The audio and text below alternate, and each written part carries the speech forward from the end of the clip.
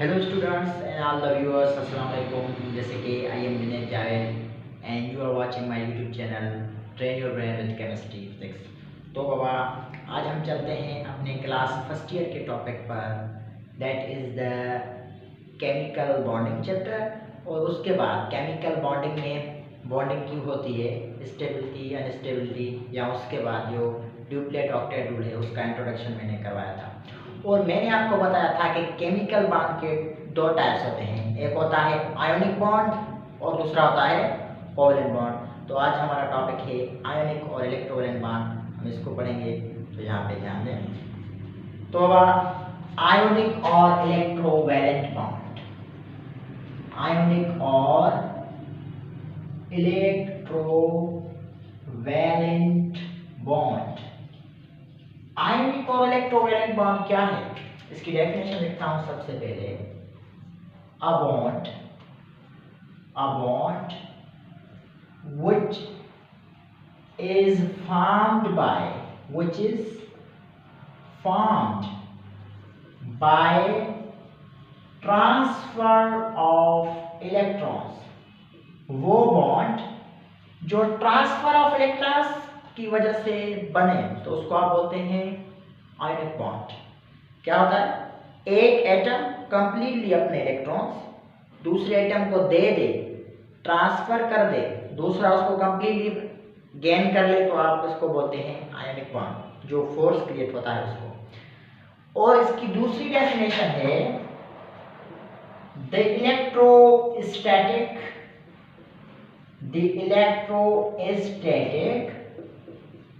attraction between cation and anion। Cation and anion के बीच में जो इलेक्ट्रोस्टैटिक अट्रैक्शन होती है, इलेक्ट्रोस्टैटिक अट्रैक्शन क्या है, attraction of the charges. Charges कौन सी, positive and negative charges. Cation and anion के बीच में जो अट्रैक्शन, जो फोर्स क्रिएट होता है, स्टैटिक मींस रेस्ट में, उसको आप बोलते हैं ionic bond. The electrostatic attraction between cation and anion, that is called ionic और इलेक्ट्रोवैलेंट बॉन्ड। आई बात समझ में?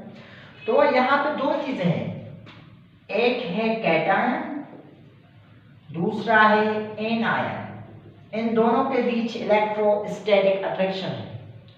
आगे पढ़ते हैं कि केटायन कौन बनाता है और एनायन कौन बनाता है। बाबा केटायन कौन बनाएगा, जो इलेक्ट्रॉन लूज करेगा, जो सब्सटेंस इलेक्ट्रॉन लूज करेगी वो क्या बनाएगी, केटायन। एनायन कौन बनेगा, व्हिच गेन इलेक्ट्रॉन, जो सब्सटेंस इलेक्ट्रॉन गेन करेगी वो क्या होगी, हो जाएगी एनायन। ठीक है।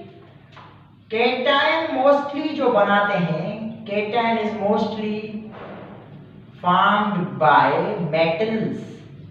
बाबा केटायन जो मोस्टली बनाते हैं ना, वो मेटल्स केटायन बनाते हैं। मेटल्स में एबिलिटी होती है इलेक्ट्रॉन लूज करने की, इलेक्ट्रॉन ट्रांसफर करने की, उनमें एबिलिटी है, तो वो केटायन बनाएंगे। और एनायन कौन बनाते हैं, नॉन मेटल्स। मोस्टली जो आपके नॉन मेटल्स होते हैं ना बाबा, वो क्या बनाते हैं, एनायंस बनाते हैं। आई बात समझ? और जो केटायन बनाता है ना, जो केटायन बनाता है उसकी लो आईपी होती है, लो आईपी। आईपी का मतलब है लो आयोनाइजेशन पोटेंशियल। उसकी आयोनाइजेशन पोटेंशियल मींस के गैस एटम्स में, गैस स्टेट में उसका इलेक्ट्रॉन लूजिंग पावर जो होता है, वो एनर्जी उसके लिए जो क्या होती है, वो लो एनर्जी क्या होती है, इसकी आयोनाइजेशन पोटेंशियल लो होती होगी। आई बात समझ में? उसके बाद इनकी आयोनाइजेशन पोटेंशियल हाई, जो एनायन बनाते हैं उनकी high IP, high ionization potential. और जो ये बात अंडरस्टैंड कर रहे हैं।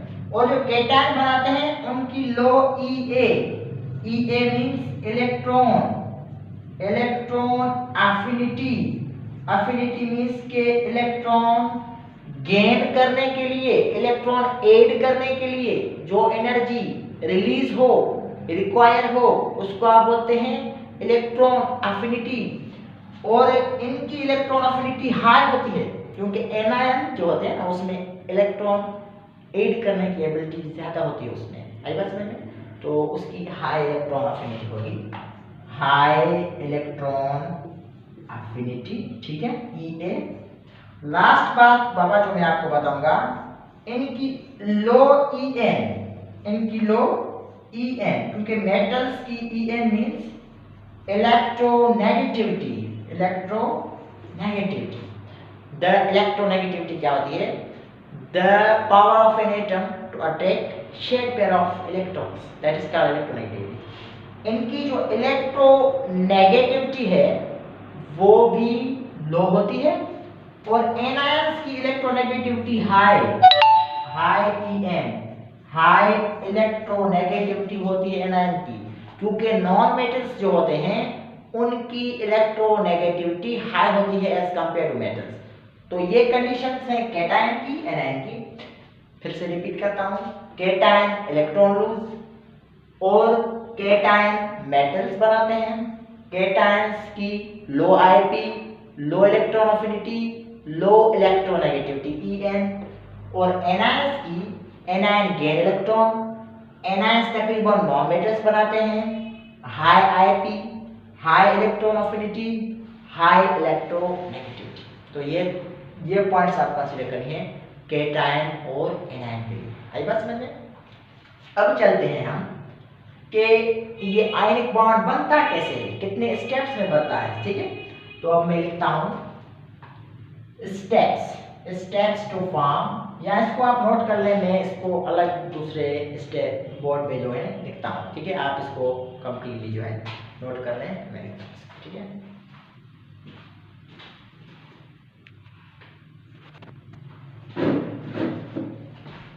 हाँ, तो स्टेप्स कितने होते हैं आयनिक बॉन्ड मीन्स कि अब हम पढ़ रहे हैं आयनिक बॉन्ड फॉर्मेशन, ठीक है? कितने स्टेप्स होते हैं? 3 स्टेप्स होते हैं आयनिक बॉन्ड फॉर्म होने के लिए। फर्स्ट वाला जो स्टेप है वो ये है फॉर्मेशन ऑफ कैटायन।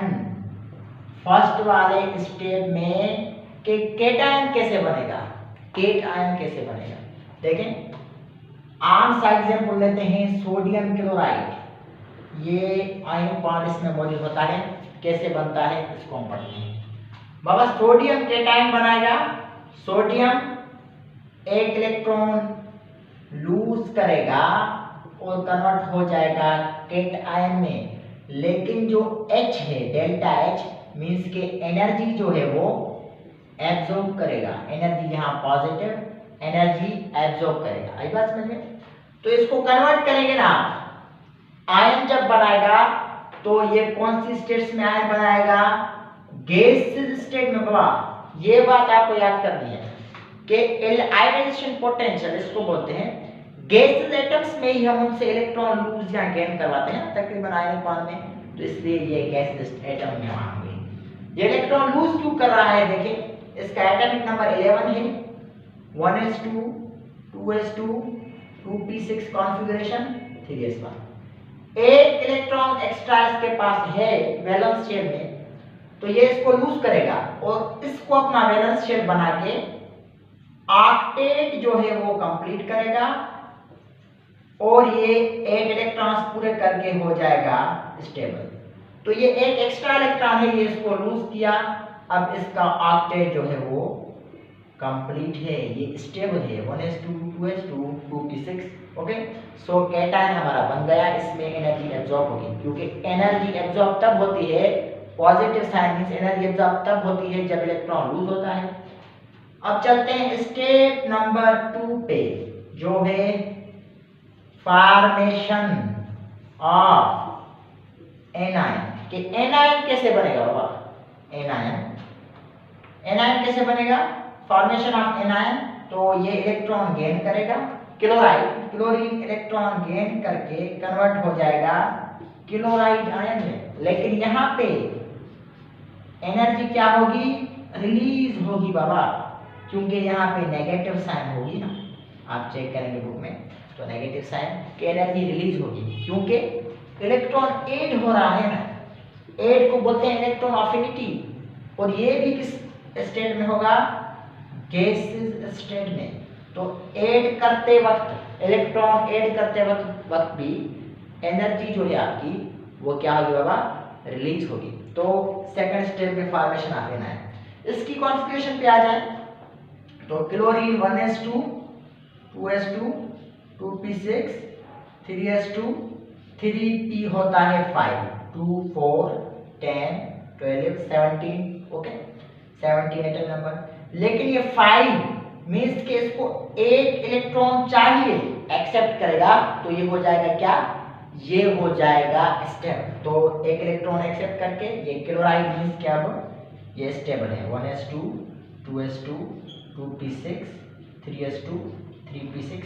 अब 18 कंप्लीट, देखें 2 and 6 मीन्स 8 इलेक्ट्रॉन्स, ऑक्टेट जो है कंप्लीट है, इसलिए बाबा ये हो गया step.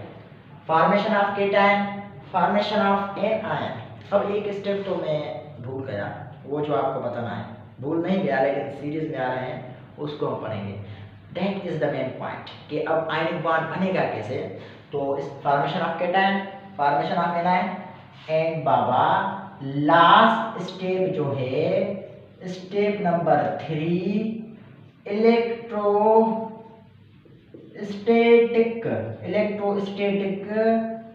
Attraction between cation and anion. Cation और एनायन के बीच में क्या हुआ, इलेक्ट्रोस्टैटिक अट्रैक्शन।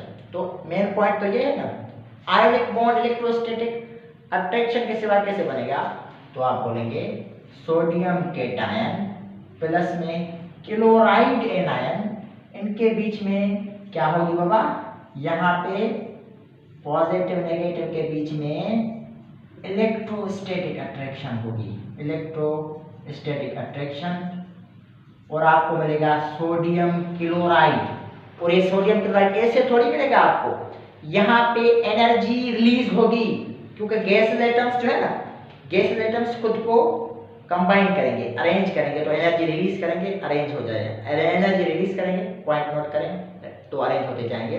तो एनर्जी रिलीज होगी लोअर टेम्परेचर पे कितनी, -788 किलो जूल पर मोल। तो आपको ये मिल जाएगा क्रिस्टल, या आपको मिल जाएगा कंपाउंड। अब ये एनर्जी रिलीज होगी, इसको आप बोलते हैं एनर्जी जो रिलीज होती है जब आयन से एक दूसरे को अरेंज करते हैं तो फॉर्म क्रिस्टल, इसको आप बोलते हैं क्रिस्टल एनर्जी। क्या बोलते हैं, क्रिस्टल एनर्जी। सो ये लास्ट स्टेज है फॉर्मेशन ऑफ क्या, electrostatic attraction between cation and anion.